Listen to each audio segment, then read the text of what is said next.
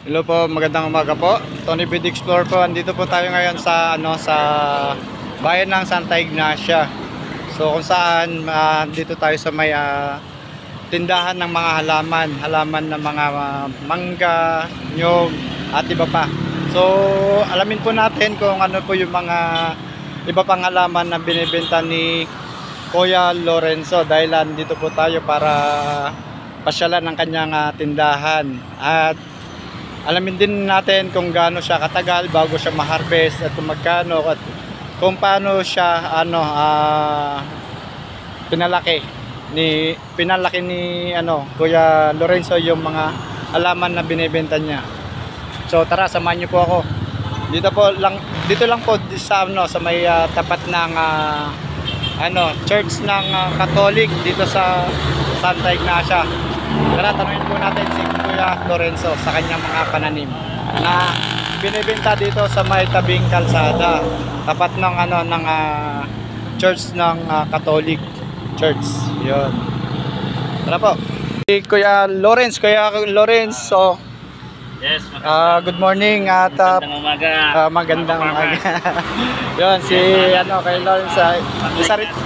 Isa rin po siyang farmers sa So ngayon, tatanungin natin si Kuya Lorenzo kung ano yung mga klase ng mga tulad nito, mangga na malalaki na. Yes. At kung paano siya tinanim at kung gaano katagal yung panahon na para maka-harvest ka na sa mga pananim na mangga. 'Yon. Kuya Lorenzo, anong klaseng mangga tong ito malalaki na to? Bale, sa mga kaparmas, itong mga mangga nito, ito yung ating tinatawag na native. Bale, native na Gimaras ang variety niya. Oh, galing sa Gimaras. Kung tinatawag na Gimaras, kuya, 'di ba matatamis yan? Matatamis siya, mga maninipis yung buto niya, maninipis din yung balat niya. Oo. Bale, itong size na ganito, mga kaparmers, Yun. ito, papakinabangan nyo na to, mamumunga na siya after 2 years. Yun, kabilis. Sa after 2 years, sigurado 100% meron na kayong aanihin ito. Ganun siya kabilis. Oo. Bali, mga ka-farmers, itong mga ganitong size, yan ang kayong size na ito yung native Gimaras din siya. Native Gimaras din. Bali, ito, ginawa ko din siya, ginarapted ko siya 2 months na. So ito po yung pagkaka-grafted na ma'am sir. Yan, ito na siya. Ayun, dito siya pinalaki. Bali, 5 feet na yung taas niya. Ito, mag-start pa siyang bumunga 5 years pa. Ayun. Yes, mga ka-farmers. So dahil mas matagal siya dahil mas maliit pa mga bata pa lang siya. Yun. Yes, months pa lang siya. Months pa lang. Ganito, Malaki na. years na siya. So mas maganda pala kung ito na yung bibilin natin kapag magtatanim tayo ng mangga para mas mabilis yung pag-harvest natin ng kanilang bunga. Yes, Ayun. mga ka-farmers. Ayun. Established na talaga to hindi na siya masisira ng mga kambing o anuman. Ayun, bagyo, hindi na. Ayun po yung kinagandahan. Kumbaga 100% na po siya mabubuhay. Yes, 100% na po siya. Bali, ito naman po yung ating tinatawag na Danasor, mga ka-farmers, na sweet catimon mango, yung mga dahon niya. Ano tsura niyan kuya, yung bunga niya? Yung sweet catimon mango natin, ito yung tumitimbang na 1 kilo't kalahati yung bunga niya. Pabilog ba siya o pahaba? Para rin siyang native. Parang native Para din. native siya, kaya lang mas mahaba siya. Mas mahaba siya, oh. So kulay dilaw din siya pag nahinog. Yes, mga Ayun, farmers. oh. Bale, ito kahit ilaw siya, napakalutong, napakatamis. Ayun. Wala siyang season. Dire-diretso po siya. Ang galing naman. Oh. Agrafted lahat siya sa mga farmers. Oh, yun. Bale, ito mga farmers, ito naman yung ating tinatawag na rambutan. Yung Ay, may rambutan din si kuya. So, ang rambutan ba, may iba-ibang variety rin ba yan? O Yes, Ay, meron din. variety rin ng rambutan. May lungkong, may RR, may makapuno, iba-iba. Bale, ito yung tinatawag nating makapuno. Oh, kuya. Ito rin yung grafted niya. Ayun. So, dito siya nag-umpisa yung pagkaka-grafted, mga ma'am, sir. Ito ginawa ko siya 2 months na magtutuyo 2 months na rin kinarapid ito. 2 months 2 months na siya. Bale ito Ang laki na siya. So, ilang buwan na to mga ganito kalaki, kuya? 8 months na siya. 8 months 8 na. months na ito nag-grafted. Yung mga ka-farmers. Bali siya, mag-i-start siyang bumunga 1 year. Mag-i-start siyang bumunga. Pero hindi naman tinatawag na talagang totally na bubunga siya ng marami. Kasi bata pa siya sa loob ng 1 year. Ibig sabihin, may hina pa yun sa kanya. Yes, mga ka-farmers. Bali ito, makapakinabangan natin ng gusto after 3 years. Yes, kuya. Yes, after 3 years, sigurado na yung ani nyo. Dire-diretso na yan. Dire-diretso na po to. Bali, Yun. ito, sinasabi ko sa inyo, yung 1 year, halos pang kain lang natin. Yun, pamilya lang. Huwag muna kayo umasa ng maraming bunga kagad. Oo. Ganun yung panang rambutan. Oo. Magsisimula pa siyang katulad dito, mga farmers, magsanga siya. Yes, ganun yung ano. Ganun Lahat yung ng ano mga ng... grafted. So, isang variety yun, kuya, itong Eh, rambutan na to. Yes, itong dalawang okay. ito yung aking mga ginarapted ito. Talagang isang variety yung ginagrafted ko kasi ayaw ko ng rumble na. Makuno siya. Oh. Ito yung makapuno na tuklapin. Yes. So, ito yung magandang variety na. Kuya. Yan. RR kung tawagin, RR. RR. Ayan, ganda. At ito naman yung So, meron pang buko si kuya. dwarf dagonan. At, so, hindi Bali, natin... ito yung dwarf dagonan natin. Ito ganito, pagka maganda yung alaga natin, 3 years, talagang bubunga na to. Yes, kuya. Ibig sabihin ng takunan, meron pa tayong tinatawag na dwarf. Yung dwarf kasi, pagdating ng namunga na siya, mag-start siya ng bumunga, after 4 years, unti-unti siyang tumataas. Yun ang tinatawag na dwarf. Pero ito naman ganito, ito yung takunan ng variety niya. Yes, kuya. Established na siya, yung 3 feet lang yung taas niya, yung puno niya. So mababa pa yung 3 feet. Pinakamababa na siya, 3 feet lang siya, kahit umabot siya ng 10 years, 15 years, hindi na tumataas yung puno niya. Talagang 3 feet lang. Yan ang kuwan ng takunan. Ito yun, tagunan yun. Meron kasi tinatawag na dwarf lang sa una, minsan 2 beses lang bubunga, unti-unti nang tumataas. Ganun. Yun ang dwarf. Iba naman yung takunan ng variety. Ito yung pinakamagandang takunan ng variety. Hindi na siya mataas, ano lang, abot kamay na, kumbaga mag-harvest ka ng bunga niya. Kahit hindi na, basta 3 feet lang yung taas. 3 feet lang siya talaga.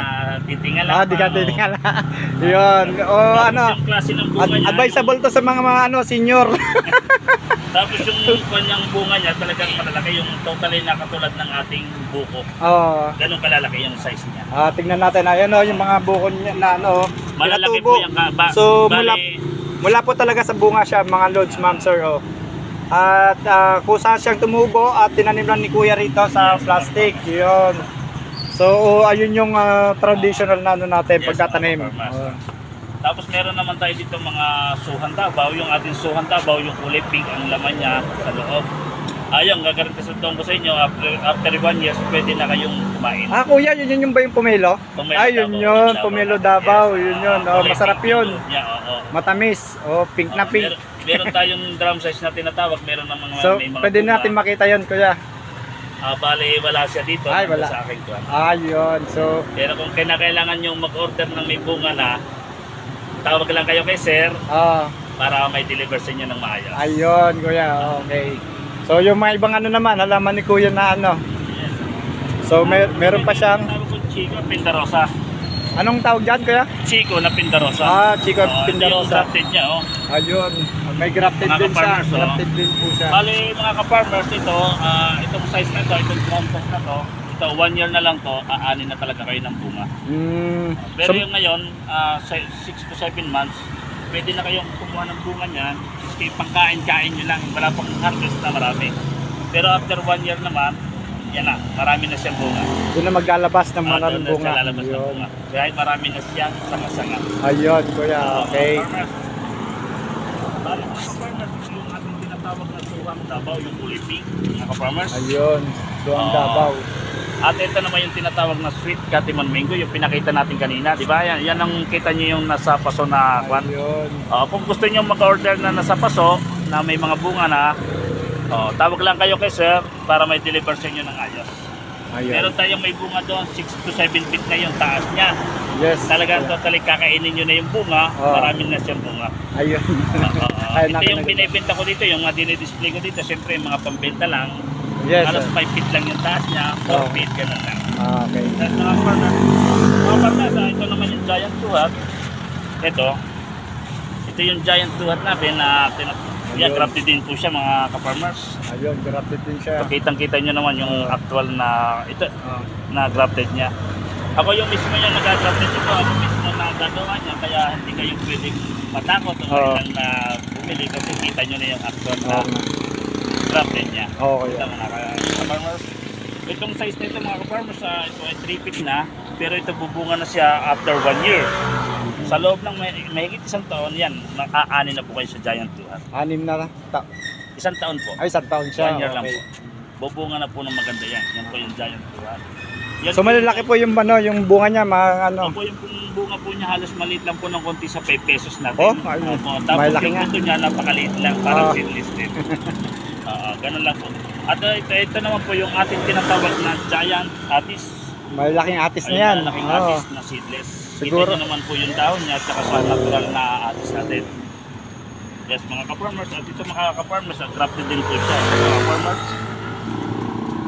Opo. Oh, grafted din yung ano, yung atis ni Kuya. At ito naman po yung ating Ito yung mga guwaba na to, malaki din to no Kuya. Opo, yan po yung Brazilian guava. Ito po yung Brazilian guava, maliliit lang po yung buto niya, napakakapal po ng balat. Opo, hindi po kaya pasukin ng insekto yung loob niya para kainin ng mga insekto. Oh, Yes, Kuya. mga ka-farmers. Ito naman po mga ka-farmers, 1 year din po, bubunga na So po siya. itong ganito kataas na ano, seedling Kuya, may ilang taon na, ilang buwan na to? 3 months na to. 3 months na ganyan 3 months na to. nakakataas. Oh, malaki na nga. Yes, Oh. mga farmers. At ito naman mga ka-farmers, yung has na avocado. Hoy, may avocado si Kuya. Yung Ayun avocado na has, ganito talaga siya. Ang has na avocado, napupunan nyo yung madalang yung dahon niya, tapos yung dahon niya medyo manipis. Yan yung tinatawag na has na avocado. Yung lagkitan ba? Lagkitan. Yes, mga ka-farmers. Ito po yung grafted din niya. Ayun no. Ito naman po kung gusto niyo po ma-sir mga ka-farmers. Meron po tayong mga big size na yung ready to plant na po talagang mamumunga na siya. Ito Ito, naman po yung chico. sa Chico. Okay. Bali, at ito naman po yung latex less na langka. Langka naman yan. Opo, yung pong latex na langka, yung pong tinatawag na latex ay wala po siyang pagkit at mabilis din po siyang bumunga. Ayun. Yes, mga ka-farmers. Yan Kuya, ang mga ganong ano, ilang buwan na yan? Pare-pareha sila 3 months na. 3 months pa rin. Yes, mga Okay. ka-farmers. Ayun. Kaya malulusog sila dahil mga markoted at grafted sila. Okay. Ito Ganda. naman yung ating sweet tamarind, yung malalaki na sampalok. Sampalok. Yes. Ano to? Matamis din to Kuya? Yung matatamis. Matamis din. Yes. So napakaganda po yung mga ano halaman ni Kuya, malusog na malusog. Kuya, ano to? 'Di ba ano ba to? Yung ano ng Kakao. kakao. Ito yung kakao ni Kuya. So ano, isa sa mga paninda ni Kuya na ano halaman dito, kakao. At bali, kung gusto niyo naman sir, mga durian, yan po. Mga Ay, may durian. Oh. Opo, yan po, mga Abo, grafted din. Kuya, po yan. nabubuhay ba ang durian dito sa atin? Opo, buhay po lahat dito yung ating mga halaman. Kahit saan ba banda itanim yan? Kahit saan Pwede? Lahat ilagay ito, buhangin, batuhan, okay lang po dyan dahil mga grafted po yan. Okay. Wala po siyang season, diretso po siyang Yon, kung gusto niyo pong bumili Opo, ng durian, opo, mga opo, ma'am opo, sir, meron din pala rito yung ano, halaman na durian, pwede kayo mag-order dito. Basta mag-message lang po kayo sa akin, mga ma'am sir, para sa ganon ay ma-contact po natin si Kuya Lorenzo sa kanyang tindahan at para makapag-order na rin po tayo. So, okay, mga farmers, hanggang sa muli. ayun. Maraming salamat Kuya sa iyong panahon at sa oras mo na pagpaliwanag at pagsabi sa mga ano kwento ng iyong mga halaman dito sa tindahan mo. Maraming salamat Maraming Kuya, salamat. and God bless you always. Bye-bye. Okay.